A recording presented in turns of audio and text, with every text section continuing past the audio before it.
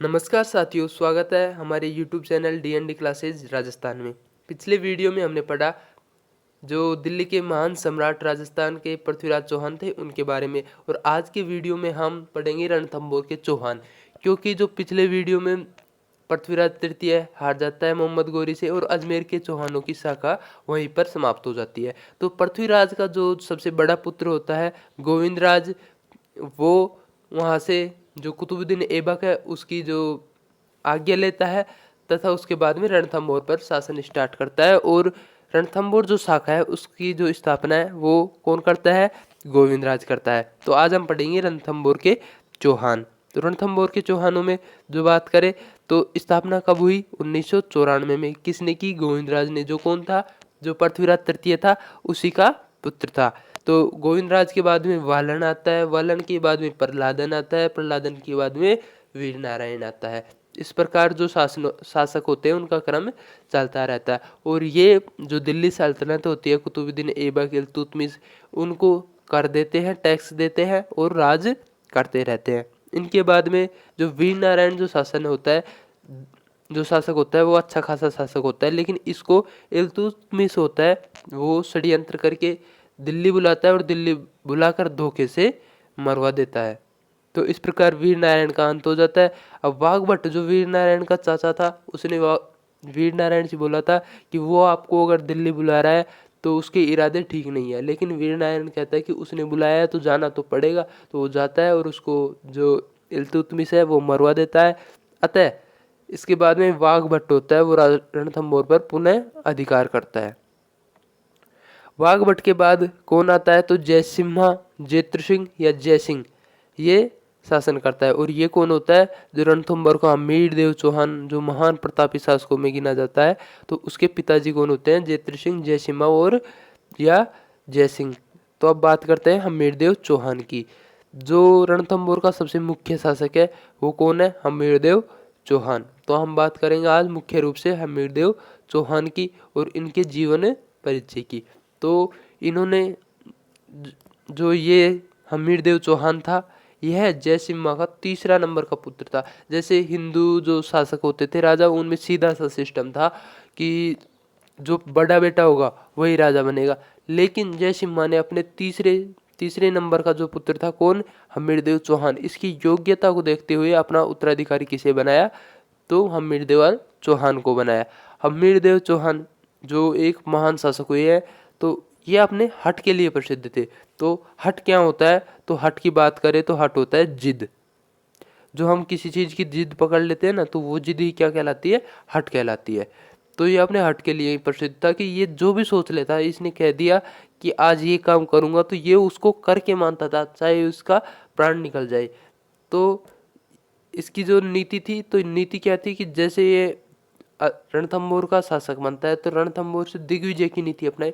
दिग्विजय का मतलब चारों दिशाओं को ये ऐसे इस प्रकार जीतता ही जाएगा। तो ये युद्ध करता है तथा जीतता है, इस प्रकार अपने राज्य का विस्तार करता है। तो सबसे पहले इसने किसको पराजित किया? तो भीमरस का जो राजा था अर्जुन, उसको पराजित करता है। उसके बाद में धार का राजा भोज को और चित्तौड़ के समर सिंह को भी पराजित करता है। यानी चित्तौड़ या मेवाड़ के जो राणा थे, जो राजस्थान में सबसे प्रसिद्ध राजवंश है मेवाड़ राजवंश जी, मुख्य रूप से महान जो प्रतापी शासक हुए वो उसी वंश में, उनके शासक को पराजित करता है। कौन? हमीरदेव चौहान। तो इससे आप उनकी शक्ति का अंदाजा लगा सकते हैं। बात करें, हमीर ने अपने जीवन में 17 युद्ध किए। कितने? 17। उनमें से 16 में ये विजित रहे। ये इनकी वीरता को प्रदर्शित करता है। और 17वां युद्ध जो किससे हुआ? अलाउद्दीन खिलजी से, तो उनमें ये हार जाते हैं और केसरिया होता है तथा शाकाहो हो जाता है। अब बात करें कि जो हमीरदेव चौहान थे उन्होंने एक यज्ञ करवाया। कौन सा? कोटियजन यज्ञ करवाया। इसके जो पुरोहित थे, तो वो पुरोहित कौन थे? विश्वरूपम। अब इनके समय जलालुद्दीन खिलजी, जो अलाउद्दीन खिलजी से पहले जो शासक होता है, अलाउद्दीन खिलजी का चाचा, वो जलालुद्दीन खिलजी होते हैं, उसका आक्रमण होता है। कब? 1291 और 1292 को वो लगातार आक्रमण करता है, लेकिन रणथंभौर को जीतने में वो सफल नहीं हो पाता। तो अब सफल नहीं हो पाता तो कुछ तो कहिएगा। तो जलालुद्दीन का ये कथन है, क्या कहता है वो? कि मैं ऐसे 10 किलो को मुसलमान के एक बाल के बराबर नहीं समझता। तो ये तो वो बात हो गई, जैसे लोमड़ी के अंगूर नहीं हाथ आते तो वो कहती है कि अंगूर खट्टे हैं। उसी प्रकार जलालुद्दीन कहता है कि ऐसे 10 किलो को मैं मुसलमान के एक बाल के बराबर नहीं समझता, जबकि यहाँ से इसे कोई सफलता मिली ही नहीं, और ये डेरा डालता है और वापस चला जाता है। अब ये आक्रमण को क्यों करते हैं, तो इसका एक कारण है कि जो हमीर है वो इतना प्रतापी शासक है, अपने हट के लिए प्रसिद्ध है, वो इनको कर क्यों देगा। तो उसने दिल्ली सल्तनत को कर देने से मना कर दिया। तो मना कर दिया तो क्या होता है कि वो आते हैं, आक्रमण करते हैं, लेकिन सफल नहीं हो पाते। अतः इसके बाद में जो जलालुद्दीन के बाद में अलाउद्दीन आक्रमण जो अलाउद्दीन होता है वो शासक बनता है और वो फिर से आक्रमण करता है। तो अलाउद्दीन आक्रमण करने के लिए किसको भेजता है, तो वो भेजता है 1299 में उलुग खां, अल्प खां और नुसरत खान को। तो अलाउद्दीन आक्रमण करेगा तो उसके कुछ कारण तो होने चाहिए ना, कि भाई आक्रमण करेगा तो उसके कारण, तो उनमें मुख्य कारण क्या था कि जो अलाउद्दीन का एक विद्रोही नेता था, कौन, मंगोल शाह। तो जो मंगोल शाह होता है उसको शरण देता है कौन, हमारे हम्मीरदेव चौहान। तो ये अलाउद्दीन के पास से भागा हुआ होता है। तो इसकी क्या कहानी है, तो इसकी एक कहानी है कि जो ये मंगोल नेता होता है मोहम्मद शाह, जो अलाउद्दीन की सेना के साथ सोमनाथ को लूट के लाते हैं, और उस लूट के जो धन होता है उस धन के बारे में कुछ झगड़ा हो जाता है किन किन के मध्य, एक तो मोहम्मद शाह के मध्य, और इधर से जो इसके भाई थे उलुग खां और नुसरत खां के मध्य, इनके मध्य आपस में झगड़ा हो जाता है। तो जो मोहम्मद शाह होता है ये भागकर हमीरदेव चौहान के पास आ जाता है। जब ये भागकर हमीरदेव चौहान के पास आ जाता है तो हमीरदेव चौहान था, और जो राजस्थान की परंपरा रही है कि शरण में आए को भगवान का दर्जा दिया जाता है या फिर उसका पूर्ण रक्षा की जाती है प्राणों से भी बढ़कर। तो हमीरदेव को लौटाने के लिए बोलता है कौन, अलाउद्दीन। तो हमीरदेव चौहान जो मानो वीर प्रतापी शासक है वो मंगोल शाह को नहीं लौटाते। अब मंगोल शाह की एक और कहानी आती है कि ये जो मंगोल शाह है ये अलाउद्दीन की एक बेगम थी, उसका नाम था चिमना। तो ये चिमना थी इसके, और जो मंगोल शाह था इसके कुछ प्रेम संबंध थे। अब ये बात चलती है किसको पता, अलाउद्दीन को। तो अलाउद्दीन मोहम्मद शाह को बुलाता है, लेकिन मोहम्मद शाह को पता है कि अगर वो गया तो अलाउद्दीन उसे मरवा देगा, इसलिए वो कहाँ आता है, हमीरदेव चौहान के बारे में। तो ये भी एक किस्सा आता है। लेकिन किसी भी प्रकार जो मोहम्मद शाह होता है वो अलाउद्दीन से भागा हुआ होता है, और उसको शरण कौन देता है, हमीरदेव चौहान। अब 1299 में उलुग खां, अल्प खां और नुसरत खान को भेजता है कौन, अलाउद्दीन। तो अलाउद्दीन जब इन तीनों को भेजता है तो हमीर अपनी तरफ से किन को भेजता है, धर्म सिंह और भीम सिंह, दो योद्धाओं को सेना देके भेजता है।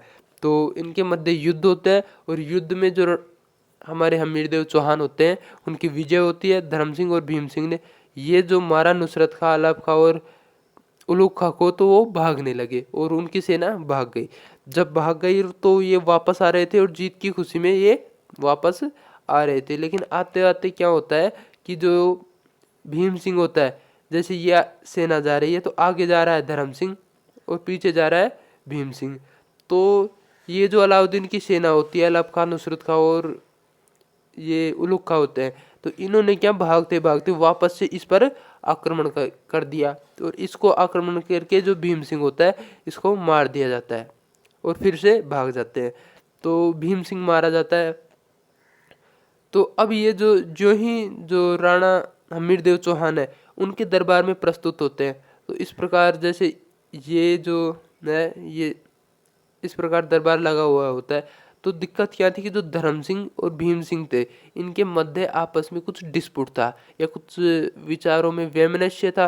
तो क्या होता है कि जो हमारे हमीरदेव चौहान होते हैं इनको लगता है कि इन दोनों में आपसी वैमनस्य के कारण धर्म सिंह ने भीम सिंह को बचाया नहीं या मरने दिया। इसको लेकर जो हमीरदेव चौहान होता है वो नाराज होता है, और धर्म सिंह जो होता है इसको अपने पद से हटा देता है। अब इसको अपने पद से हटा के जो इसी का छोटा भाई होता है, तो ये कौन से पद पे था, ये वित्त मंत्री पद पे था। तो इसको हटा के इसके छोटा भाई होता है वो कहता है कि मैं संभाल लूंगा, तो उसको दे देता है। लेकिन वो बिल्कुल अयोग्य था, तो और ये भी कहानी बताते हैं कि धर्म सिंह को हटा के इसने अंधा करवा दिया। किसने? हमीरदेव चौहान ने, कि तूने ऐसे ऐसे भीमसेन को मारा है।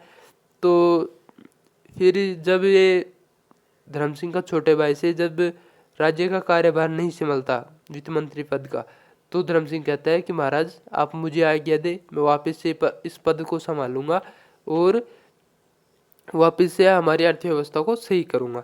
लेकिन क्या होता है कि धर्म सिंह है वो बदला लेना चाहता है। किससे? हमीरदेव चौहान से। क्यों? क्योंकि उसने उसे अंधा करवा दिया और उसको अपने पद से भी हटा दिया। लेकिन अब पद तो वापस प्राप्त कर लेता है, लेकिन बदला लेना चाहता है और ये जनता पर इतने कर लगाता है कि जनता परेशान हो जाती है। किससे? हमीरदेव चौहान से। और हमीरदेव चौहान जो उस समय यज्ञ करने में बिजी थे, तो उनको ये बात पता नहीं चली और जनता में कौन अलोकप्रिय हो गए? हमारे जो हमीरदेव चौहान है वो अलोकप्रिय हो जाते हैं। अब भीम सिंह का जो धर्म सिंह का छोटा भाई होता है, जिसको वह एक बार के लिए लगा कि फिर वापस से हटा दिया, तो वो क्या करता है? अलाउद्दीन के पास चला जाता है भागकर और अलाउद्दीन की तरफ जाके शामिल हो जाता है। तो अब क्या होता है कि इस प्रकार जो प्रक्रिया चल रही है उसी के बीच अलाउद्दीन वापस से खुद आ जाता है। वह दूसरा आक्रमण करता है। कब? 11 जुलाई 1301 को। तो क्या होता है कि हमीर होते हैं, जो रणथंबोर का जो किला होता है उसके द्वार बंद कर दिए जाते हैं और वो अंदर ही रहते हैं।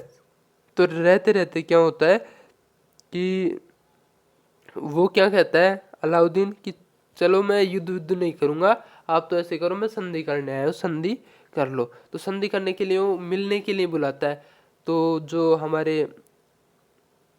हमीरदेव चौहान थे वो उन्होंने कुछ मौन व्रत वगैरह धारण किया था, तो वो बोल नहीं सकते थे। तो उन्होंने किसको भेजा? रणमल और रत्तीपाल नामक 2 योद्धाओं को भेजा। तो ये जो सेनापति थे वो जाते हैं और जाते ही अलाउद्दीन ऐसा व्यवहार करता है कि जैसे वही हमीरदेव चौहान, और उनको गले लगाता है और कहता है कि आप हमीरदेव चौहान हो। तो ये रणमल जो होता है ये कहता है कि नहीं नहीं, मैं हमीरदेव चौहान नहीं हूँ, मैं तो उनका सेनापति हूँ। तो इस प्रकार जब बातचीत होती है तो वो कहता है कि आप महाराज नहीं हो, लगते तो आप बिल्कुल पर्सनैलिटी तो आपकी है महाराज जैसी। तो वो कहते हैं नहीं नहीं, मैं महाराज नहीं हूँ। तो वो कहता है कि आप बन सकते हो। इस प्रकार वो बहला फुसला के रणमल को अपनी तरफ कर लेता है और रणमल जो होता है रत्तीपाल को भी अपनी तरफ मिला लेता है। इस प्रकार ये दोनों जो होते हैं ये गद्दार निकलते हैं और ये क्या करते हैं कि सुलह की बात करके कागजों में और हमीरदेव चौहान के पास चले जाते हैं और कहते हैं कि सुलह हो गई। लेकिन जाके क्या करते हैं, ये गेट खुलवा देते हैं। जब गेट खुलवा देते हैं तो आखिर में जो हमारे हमीरदेव चौहान होते हैं वो केसरिया साफा बांधकर युद्ध के मैदान में उतर जाते हैं। और क्या होता है कि जो इनके तालाब में भी कुछ हड्डियों का चूरा वूरा मिला दिया जाता है, तो ये पानी नहीं पी सकते, आता है जो किले के द्वार खोलने पड़ते हैं। और जब किले के द्वार खोलने पड़ते हैं तो युद्ध होता है और केसरिया में हमारे हमीरदेव चौहान वीरगति को प्राप्त होते हैं। और इनकी रानी जो रंग देवी होती है उनके नेतृत्व में महिलाएं जोहर कर लेती है। इस प्रकार राजस्थान और राजपूताना और रणथंबोर का जो पहला शाखा था, यानी पूरे राजस्थान का जो प्रथम शाखा था, वो कब हुआ? 1301 में, 11 जुलाई 1301 में। किसके नेतृत्व में? राणा हमीर और इनकी रानी रंग देवी के नेतृत्व में। तो पहला शाखा राजपूताना का कंप्लीट होता है। तो जो महाराणा हमीरदेव चौहान होते हैं इनकी पुत्री होती है पद्मला। तो वो क्या करती है कि एक दिन पहले ही पद्मला तालाब में कूदकर आत्महत्या कर लेती है। तो इस प्रकार जो रणथंबोर का जो शाखा होता है जिसमें जो जोहर होता है इसको जल जोहर भी कहा जाता है। तो अब बात करते हैं आगे की। अब आप सोच सकते हो कि एक विभीषण अगर लंका को तहस नहस करवा सकता है, तो यहाँ पर धर्म सिंह, रणमल, रत्तीपाल, धर्म सिंह का छोटा भाई, कितने सारे गद्दार निकलते हैं। और इन गद्दारों की वजह से ही जो महाराणा हमीरदेव चौहान है वो हार जाते हैं किसमें? युद्ध में। अब बात करते हैं कि इसके बाद जो अलाउद्दीन होता है वो खुद आता है। 11 जुलाई 1301 को रणथंबोर और राजपूताना का पहला शाखा रणमल और रत्तीपाल गद्दार निकलते हैं। हमीर के नेतृत्व में केसरिया होता है और हमीर की रानी रंग देवी के नेतृत्व में जोहर किया जाता है।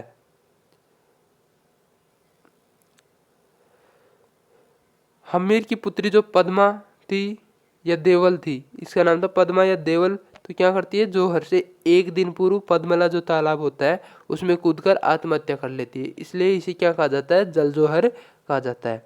हम्मीर क्या करता है कि जो अपने पिता होते हैं जेत्र सिंह, तो उनके 32 वर्षीय शासनकाल की उपलक्ष्य में क्या करता है कि उनकी जो छतरी होती है उनको कितने खंभों की बनवाता है, तो 32 खंभों की छतरी का निर्माण करवाता है रणथंभौर में।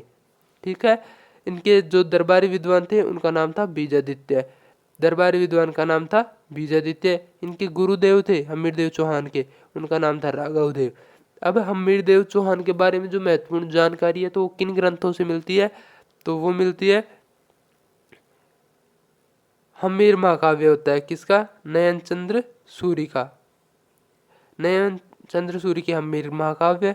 जो हम्मीर रासो जो एक लिखी है सारंगधर ने, और हम्मीर रासो दूसरी लिखी है जोधराज ने, और हम्मीर हट चंद्रशेखर जो कवि है उन्होंने लिखी है, और खजाइन उल फुतूह है वो अमीर खुसरो की रचना है। इन सभी ग्रंथों से जो हम्मीरदेव चौहान या फिर जो 1301 का रणथंभौर का पहला शाखा होता है उसके बारे में जानकारी मिलती है। और जो अमीर खुसरो होता है तो वो क्या कहता है, इसको जीतने के बाद जो अलाउद्दीन कहता है कि आज कुफ्र का गढ़ इस्लाम का घर हो गया है, कुफ्र कहते हैं दुश्मन को, तो दुश्मन का जो गढ़ होता है वो इस्लाम का घर हो गया। तो ऐसा किसकी रचना में लिखा हुआ है, अमीर खुसरो की रचना में लिखा हुआ है। किसने कहा, तो अलाउद्दीन ने कहा। इस प्रकार रणथंभौर के जो चौहान होते हैं उनकी शाखा का अंत होता है। और आज का हमारा वीडियो यहीं कंप्लीट होता है। अगर आपको क्लास अच्छी लगी तो लाइक करें, कमेंट करें और चैनल को सब्सक्राइब करें। जो हमारा जो चैनल है ये आपको मुफ्त REET, first grade, second grade सभी की जो राजस्थान जीके है वो कंप्लीट कोर्स आपको मुफ्त में उपलब्ध करवाएगा। तो इसको ज़्यादा से ज़्यादा शेयर करें, ज़्यादा से ज़्यादा बच्चों को इसका लाभ लेने दें और लाइक करें। इस प्रकार देखने के लिए धन्यवाद। आज की क्लास यहीं समाप्त होती है। जय हिंद, जय भारत।